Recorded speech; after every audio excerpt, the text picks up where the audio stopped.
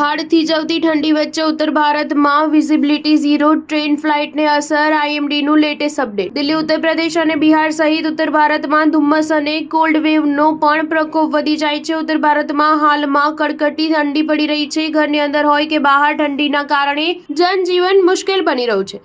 ધુમ્મસના કારણે zero visibility નોંધાઈ રહી છે, જેના કારણે હવાઈ અને રેલ ટ્રાફિક પ્રભાવિત થઈ રહ્યો છે। શનિવારે સવારે દિલ્હીના આઈજીઆઈ એરપોર્ટ પર વિઝિબિલિટી શૂન્ય થઈ ગઈ હતી, જેના કારણે 150થી વધુ ફ્લાઇટો મોડી પડી હતી।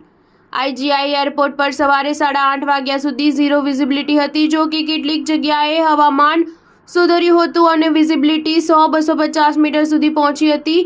ગાઢ ધુમ્મસને કારણે ઘણી એરલાઇન કંપનીઓએ મુસાફરોની સુવિધા માટે એડવાઇઝરી જારી કરી છે અને લોકોને વિનંતી કરી છે કે તે એરપોર્ટ પર આવતા પહેલા તેમની ફ્લાઇટનું સ્ટેટસ ચેક કરે। ઇન્ડિગો અને એર ઇન્ડિયા સહિતની એરલાઇન્સે પેસેન્જરો માટે એડવાઇઝરી જારી કરી છે, જેમાં જણાવ્યું છે કે ગાઢ ધુમ્મસને કારણે દિલ્હી અને ઉત્તર ભારતના ભાગોમાં ફ્લાઇટ કામગીરીને અસર કરી રહી છે। દિલ્હીની ચાલતી લાંબા અંતરની 95 ટ્રેનો રદ કરવામાં આવી છે। તેની પાછળ ગાઢ ધુમ્મસ અને અન્ય કારણો પણ દર્શાવવામાં આવ્યા છે। રેલવે ટ્રેક પર દોડતી ઉત્તર ભારતની 150થી વધુ ટ્રેનો મોડી પડી હતી, જેમાં દિલ્હી પહોંચતી 41થી વધુ ટ્રેનોને સમય બદલાવા સાથે રવાના કરવામાં આવી હતી।